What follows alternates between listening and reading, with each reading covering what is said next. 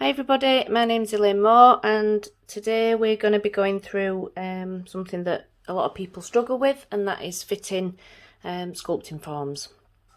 So I'm going to be using the Aces and Dolls sculpting forms. I do like these because they are quite multifunctional, so they're good for salon work and they're also good for either display work or for competition work. I'll show you why. So first of all, let's remove it from the backing paper. So this is the sculpting form. So on here, obviously the first thing that you see are lots of little lines. The reason we've got all these little lines on is they are guidelines for different shapes and different lengths.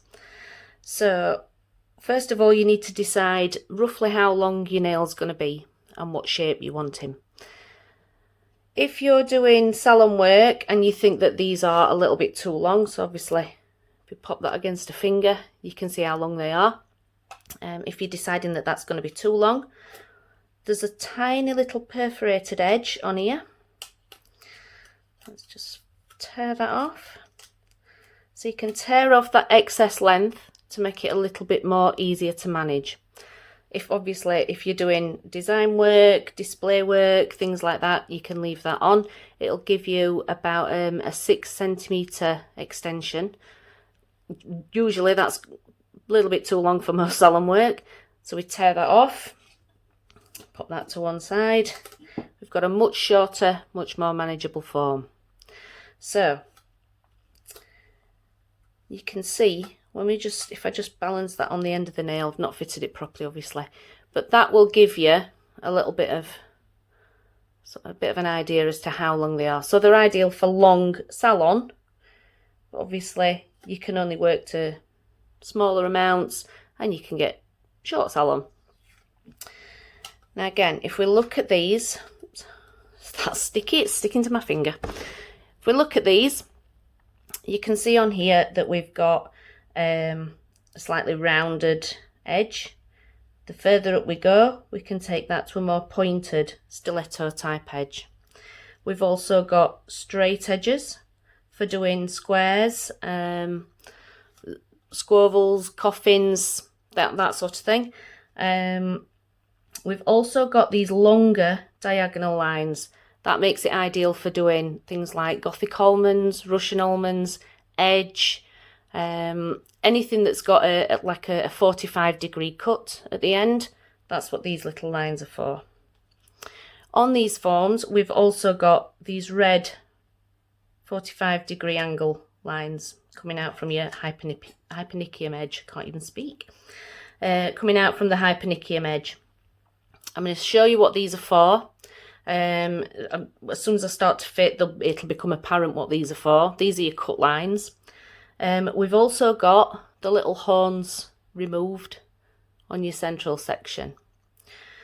This is good for if you've got nail biters or people where the side walls come up around the edge of the nail and they're quite bulky.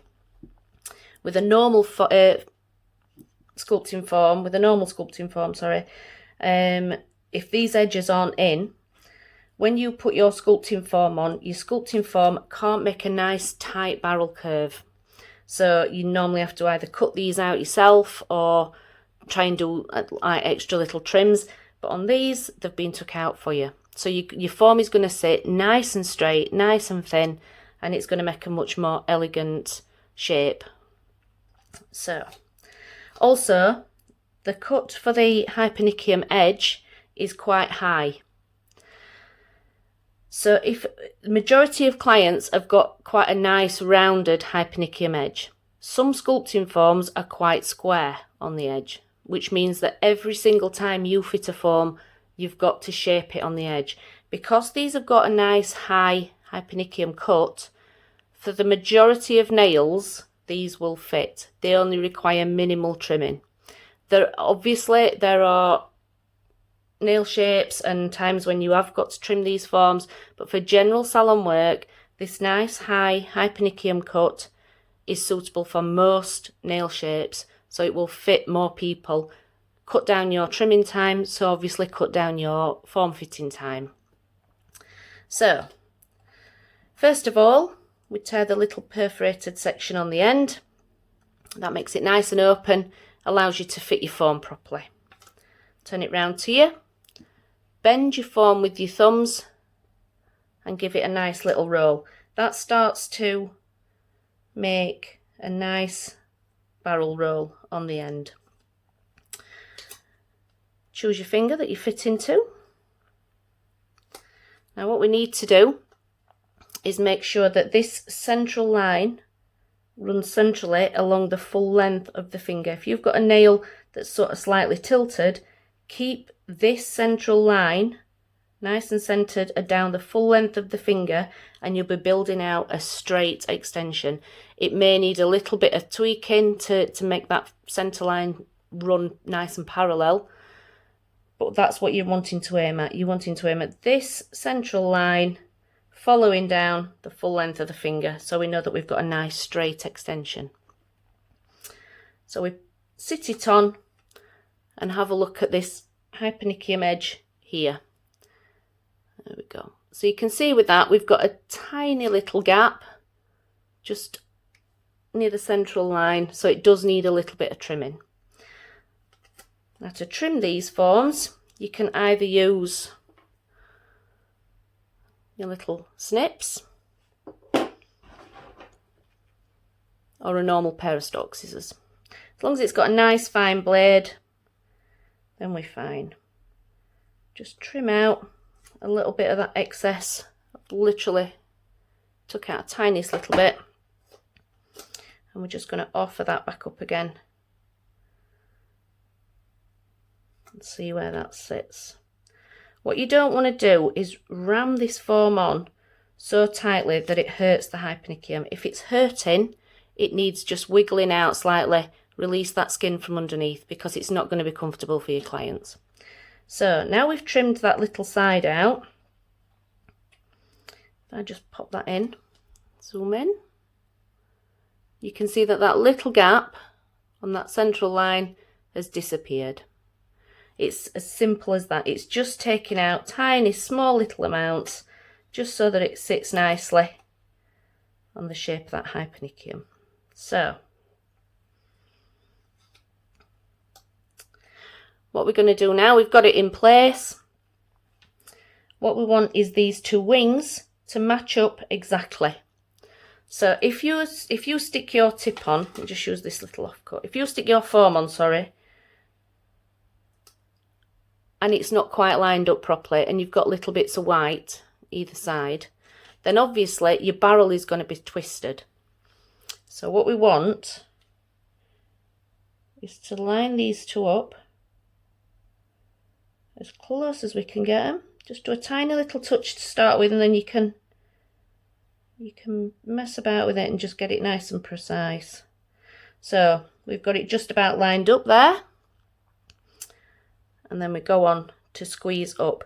So squeeze up in a nice flat manner, sides of your thumbs and your fingers, not like this. If you're squeezing like this, you'll dint your form. So it's nice and flat. Just work your way up nice and gently.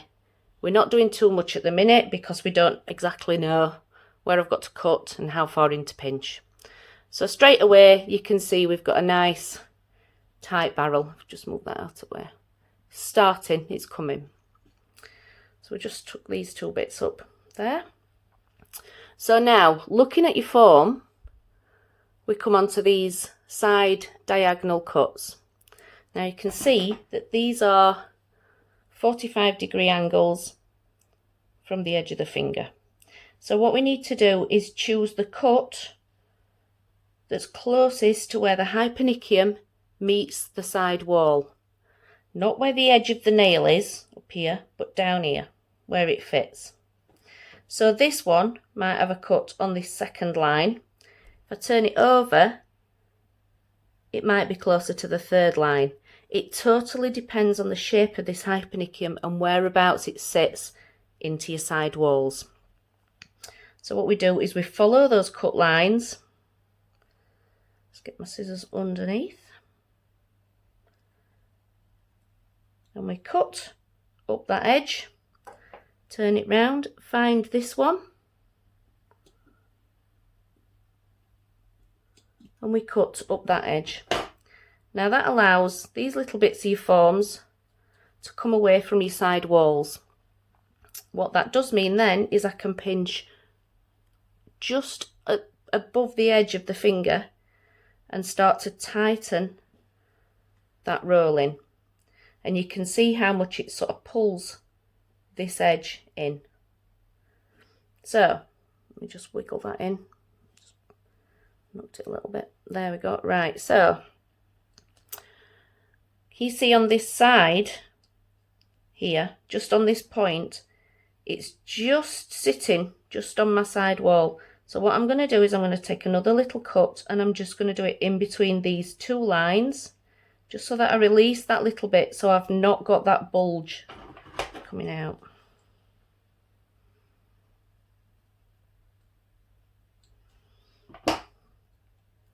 Again, let's just loosen that little bit off. Tuck the sides in, that's better.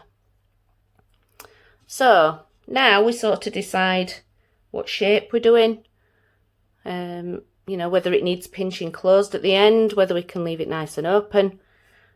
We've still got a little bit of opening on the edge. So what I'm going to do is I'm going to pinch it together so I can make a nice tight almond. Now my almond is going to be roughly about a 5. So what I need to do is close this end, but not all the way down to the 5, just close this end so that it just remains open a little bit on the end. But I've still got a nice tight finish on the end of where the length is going to be. And now that I know what I'm aiming towards, I can tighten all this up. Just squeeze them down. I can tighten all this up so it's nice and solid.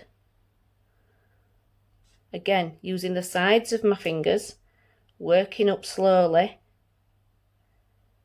and pulling up. So now you can see these side lines, you can see what they mean when you're actually building. Just move them out of the way. So these side wall lines should sit nice into your side walls.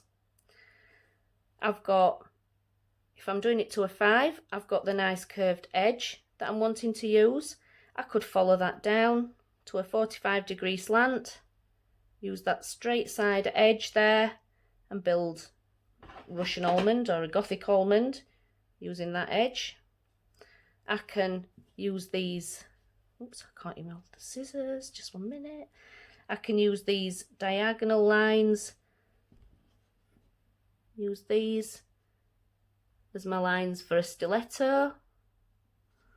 Or if I've left this end a little bit further open, then obviously these straight side walls would be ideal for a square. So you can see, as you are, depending on what shape you're going to be building, as you sort of fit your form, these lines will make more sense. You will be able to spot which ones you need to use, which ones are going to be any good to you, which ones you need to build out to. So I hope that's made a little bit of sense, explained to you how to fit, how to trim, and also what to look for when you're buying sculpting forms. The sculpting forms, the Aces and Dolls sculpting forms are available on the website, which is acesandolls.co.uk. If you have any problems, any questions, just feel free to email me or get me on Facebook, which is Aces and Dolls, or on Instagram or something like that. Just drop me a message, and if I can help you out, then I will do.